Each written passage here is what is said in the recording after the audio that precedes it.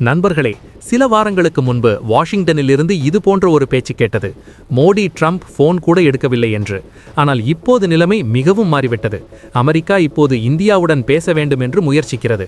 இப்போது கேள்வி இது அல்ல, அமெரிக்காவின் டோன் ஏன் மாறியது. உண்மையான கேள்வி இது, ஜனவரி 27 அன்று என்ன நடக்கப் போகிறது. அதனால் வெள்ளை மாளிகை கவலையடைந்தது. அத்துடன் மற்றொரு பெரிய செய்தி, ட்ரம்ப் கிரீன்லாந்து தொடர்பான எந்த முன்மொழிவை நிராகரித்தார். அதன் மூலம் இந்தியாவுக்கு எவ்வாறு நேரடி பயன் வருகிறது. முதலில் மிக முக்கியமான அப்டேட்டை புரிந்து கொள்ளலாம். கற்பனை செய்து பாருங்கள், கடந்த 19 ஆண்டுகளாக தூசி படிந்த கோப்புகள் உள்ள ஒரு ஒப்பந்தம். எப்போதோ அரசியலில் தடைப்பட்டது, எப்போதோ நிபந்தனைகளில், எப்போதோ ஐரோப்பாவின் பிடிவாதத்தில். ஆனால் இப்போது அந்த காத்திருப்பு முடியப் போகிறது. இந்தியா மற்றும் ஐரோப்பிய யூனியன் இடையேயான இலவச வர்த்தக ஒப்பந்தம் இப்போது இறுதி கட்டத்தில் உள்ளது. மற்றும் தேதி மிக முக்கியமானது, ஜனவரி 27, 2026. அதே நாளில் ஐரோப்பிய யூனியன் தலைவர் உர்சுலா வான் டெர் லெயன் தனது முழு குழுவுடன் இந்தியாவுக்கு வருகிறார். அதாவது இது வெறும் ஒரு வருகை மட்டுமல்ல, இந்திய பொருளாதார வரலாற்றில் இதுவரை மிகப்பெரிய வர்த்தக நகர்வாக கருதப்படுகிறது. சர்வதேச ஊடகங்களில் பரபரப்பு நடக்கிறது. ஐரோப்பா வியாபார லாபிகள் செயல்படுத்தப்பட்டுள்ளன. அமெரிக்கா மட்டும் அமைதியாக இதை கவனித்து வருகிறது. ஆனால் உண்மையான ட்விஸ்ட் இங்கே வருகிறது. உலகத்துக்கு தெரிந்தது, ஐரோப்பிய யூனியன் எப்போதும் எந்த நாட்டுடன் டீல் செய்யும் போது நிபந்தனைகளை தாமே தீர்மானிக்கும். ஆனால் இம்முறை படம் தலைகீழாகிவிட்டது. இந்தியா தெளிவாக சொன்னது, டீல் இருக்கும், ஆனால் எங்கள் நிபந்தனைகளின் படியே. மிகப்பெரிய முடிவு, விவசாயத்துறையை இந்த ஒப்பந்தத்திலிருந்து முழுமையாக வெளியே வைப்பது. அதாவது தெளிவு, ஐரோப்பா பொருட்கள் இந்தியாவுக்கு வரும், ஆனால் இந்திய விவசாயிகளுக்கு இழப்பு ஏற்படாது. எம்எஸ்பியுடன் சமரசம் இல்லை, உள்ளூர் விவசாயத்தில் அழுத்தம் இல்லை. இதே அந்த வரி. அதன் மூலம் இந்தியா இப்போது வெறும் பெரிய சந்தை மட்டுமல்ல, நிபந்தனைகள் தீர்மானிக்கும் சக்தியாக மாறியதை காட்டியது. இதே காரணம் அமெரிக்கா தூங்க முடியாமல் இருக்கிறது. ஏனென்றால் ஐரோப்பா இந்தியாவுடன் இவ்வளவு பெரிய டீல் முன்னோக்கி கொண்டு சென்றால் உலக வர்த்தகத்தின் மைய புவியீர்ப்பு மெதுவாக ஆசியா பக்கம் மாற்றமடையும். அந்த மாற்றத்தில் மிகப்பெரிய பயன் இந்தியாவுக்கே கிடைக்கும். இப்போது புரிகிறதா, திடீரென்று அமெரிக்காவுக்கு இந்தியாவுடன் டீல் நினைவுக்கு வருவது ஏன்? ஆகவே முழு வளர்ச்சி என்ன, இதை சற்று ஆழமாக புரிந்து கொள்ளலாம். ஆனால் அதற்கு முன்பு நீங்கள் வீடியோ பார்த்து கொண்டிருந்தால் ஒரு செகண்ட் எடுத்து லைக் பட்டன் அழுத்துங்கள், சேனலை சப்ஸ்கிரைப் செய்யுங்கள். உங்களுக்கு ஒரு செகண்ட் எங்களுக்கு மிகப்பெரிய உதவி. நண்பர்களே, இப்போது சற்று நிறுத்தி சிந்தியுங்கள். டீல் இன்னும் சைன் கூட ஆகவில்லை, இருந்தாலும் அதன் தாக்கம் தரையில் தெரிகிறது. இதே இந்த கதையை சிறப்பானதாக்குகிறது. இது வெறும் ஒரு ஒப்பந்தம் மட்டுமல்ல, இது மனநிலை மாற்றம். உங்களுக்கு டீல் சைன் ஆகவில்லை என்பதால் பயன் என்ன என்று தோன்றலாம். ஆனால் எண்கள் பொய் சொல்லாது. ஏப்ரல் முதல் நவம்பர் 2025 வரை தரவு பாருங்கள். ஸ்பெயினில் இந்தியா ஏற்றுமதி 56% அதிகரித்தது. ஜெர்மனியில் சுமார் 10%, போலந்தில் 7.5% வளர்ச்சி. இதை வெறும் எண்களாக மட்டும் பார்க்காதீர்கள். இதன் அர்த்தம் ஐரோப்பா சந்தை இப்போதே இந்தியாவை எதிர்கால பார்ட்னராக கருதுகிறது. டீல் காகிதத்தில் வருவதற்கு முன்பே நம்பிக்கை உருவாகியது. இப்போது கேள்வி, ட்ரம்புக்கு திடீரென்று இந்த பனித்தீவு ஏன் வேண்டும்? அங்கு சுற்றுலா செய்யவா? அசலே இல்லை. உண்மையான காரணம் அமெரிக்காவின் கோல்டன் டோம் ப்ராஜெக்ட். $175 பில்லியன் பரந்த ஆன்டி மிசைல் ஷீல்டு. அதாவது விண்வெளியிலிருந்து வரும் மிசைல்களை காற்றிலேயே அழிக்கும் சிஸ்டம். ரஷ்யா, சீனா ஹைப்பர்சோனிக் ஆயுதங்களிலிருந்து பாதுகாப்புக்கு. இந்த சிஸ்டத்துக்கு கிரீன்லாண்ட் இடம் தங்கம் போன்றது. ஆர்க்டிக் அருகில் விண்வெளி டிராக்கிங்கிற்கு பெர்ஃபெக்ட். எதிரிகளின் நகர்வுகளை கண்காணிக்க சிறந்த புள்ளி. ட்ரம்ப் சிந்தனை மிக சிம்பிள் மற்றும் அதே அளவு ஆபத்தானது. ரஷ்யா, சீனா ஹைப்பர்சோனிக் மிசைல்களை காற்றிலேயே அழிக்க வேண்டும் என்றால் தொழில்நுட்பம் மட்டும் போதாது, நிலமும் நமதாக இருக்க வேண்டும். ட்ரம்ப் தெளிவாக சொன்னார், கிரீன்லாந்து மீது அமெரிக்கா உரிமை ஹக்கு இல்லாவிட்டால் அங்கு $பில்லியன் டிஃபென்ஸ் இன்ஃப்ராஸ்ட்ரக்சர் கட்டுவதற்கு அர்த்தமில்லை. கிரீன்லாந்து சுற்றி ரஷ்யன், சீனீஸ் கப்பல்கள் இப்போதே செயல்படுகின்றன என்று அவரது வாதம். ஆனால் கப்ஸா என்ற சொல் காற்றில் பறந்தவுடன் ஐரோப்பா காதுகள் நிமிர்ந்தன. ஐரோப்பாவுக்கு முதல் முறை இந்த உணர்வு ஏற்பட்டது. நேற்று பாதுகாப்பு உத்தரவாதக்காரராக இருந்த அமெரிக்கா இப்போது அவர்களின் இறையாண்மைக்கு அச்சுறுத்தலாக இருக்கலாம். ஐரோப்பிய யூனியன் டிஃபென்ஸ் கமிஷனர் ஆண்ட்ரியாஸ் குபேலியஸ் அறிக்கை வெடிகுண்டு போன்றது. அமெரிக்கா கிரீன்லாந்து மீது பலவந்தம் செய்தால் அதே நாளில் நேட்டோ வெறும் காகித அமைப்பாக ஆகிவிடும். அதாவது நட்பு சுவரில் முதல் முறை விரிசல்கள் அல்ல, நேரடி சுத்தியல் விழுந்தது. ஐரோப்பா இப்போது பாதுகாப்புக்கு அமெரிக்கா மீது கண்மூடி நம்புவது ஆபத்து என்று புரிந்து கொண்டது. இந்த பயத்துடன் ஒரு பழைய ஆனால் மறைக்கப்பட்ட விஷயம் மீண்டும் முன்னுக்கு வந்தது, ஐரோப்பிய இராணுவம். இனி பிரான்ஸ், ஜெர்மனி தனித்தனியாக இராணுவங்களுடன் போதாது.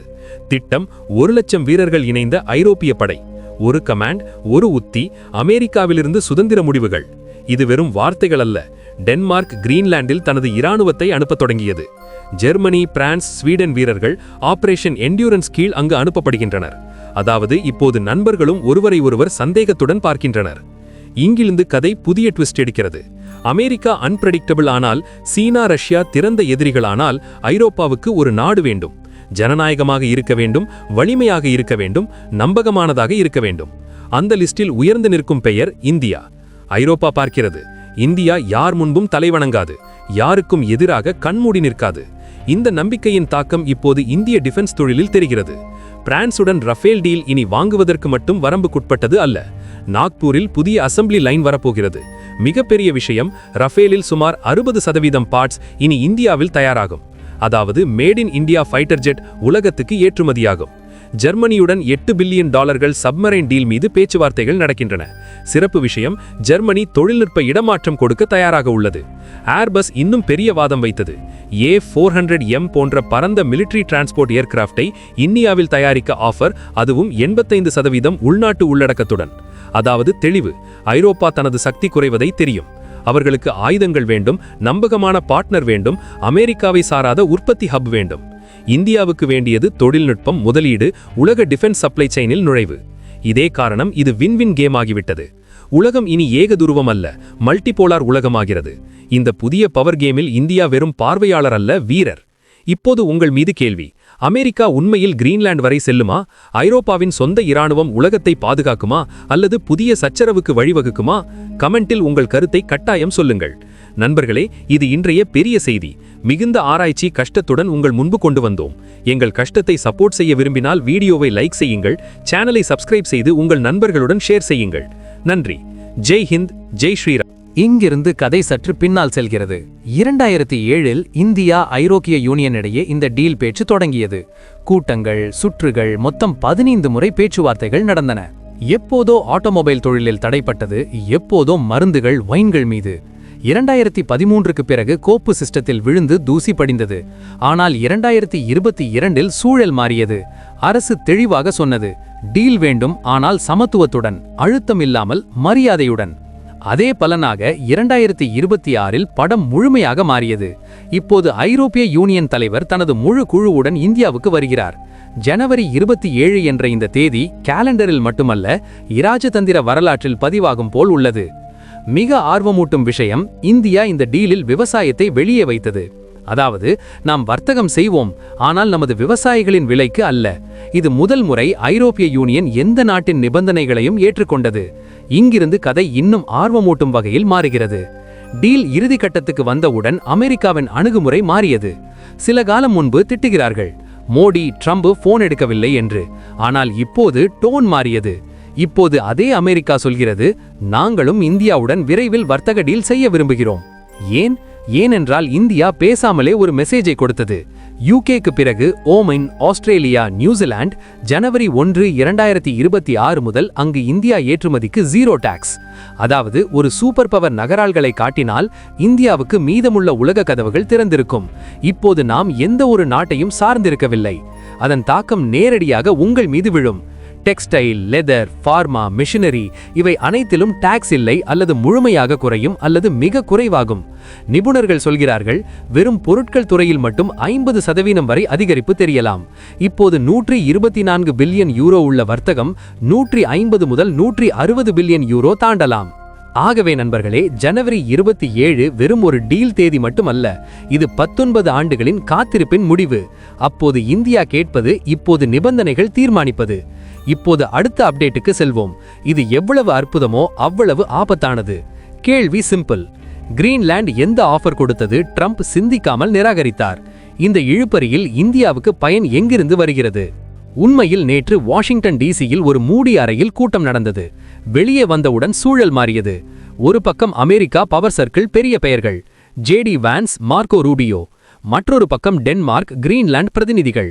அனைவரும் ஒரு ஒப்பந்தம் வரும் என்று நினைத்தார்கள். ஆனால் கூட்டம் முடிந்த பிறகு ஒரு விஷயம் தெளிவானது. பேச்சுவார்த்தைகள் முழுமையான உடைந்து போயின. காரணம் மிக சிம்பிள், பயமூட்டும். டென்மார்க் தெளிவாக சொன்னது, நாங்கள் ட்ரம்ப் மனதை மாற்ற முடியாது, ஏனென்றால் இது இனி இராஜதந்திர கோரிக்கை அல்ல, இது நேரடி அல்டிமேட்டம் ஆகிவிட்டது. ட்ரம்புக்கு கிரீன்லாந்து வேண்டும், ஆனால் வாடகைக்கு அல்ல, பங்குதாரராக அல்ல, முழு கட்டுப்பாடு வேண்டும். அதாவது அமெரிக்கா வெறும் இருப்பு அல்ல, உரிமை ஹக்கு வேண்டும். கூட்டத்தில் டென்மார்க் அனைத்து காடுகளையும் விளையாடியது. உங்களுக்கு மிலிட்டரி பேஸ் வேண்டுமா, செய்யுங்கள். மினரல்ஸ் வேண்டுமா, எடுத்துக்கொள்ளுங்கள். இராணுவம் வைக்க வேண்டுமா, வைக்குங்கள். ஆனால் ஒரு விஷயத்தை விட்டுவிடுங்கள், நிலம் எங்களுடையதாக இருக்கட்டும். இது எங்கள் இறையாண்மை கேள்வி. ஆனால் ட்ரம்ப் பதில் குளிர்ச்சியாக, ஆபத்தாக இருந்தது. நிலம் எங்களுடையதாக இல்லாவிட்டால் நாங்கள் அதை பாதுகாக்க மாட்டோம். லீஸ் நிலத்துக்காக ரஷ்யா அல்லது சீனாவுடன் போர் செய்ய மாட்டோம். அதாவது கிரீன்லாந்து அமெரிக்காவுடையதாக இருந்தால் மட்டுமே, இல்லாவிட்டால் பின்னால் தள்ளுவோம்.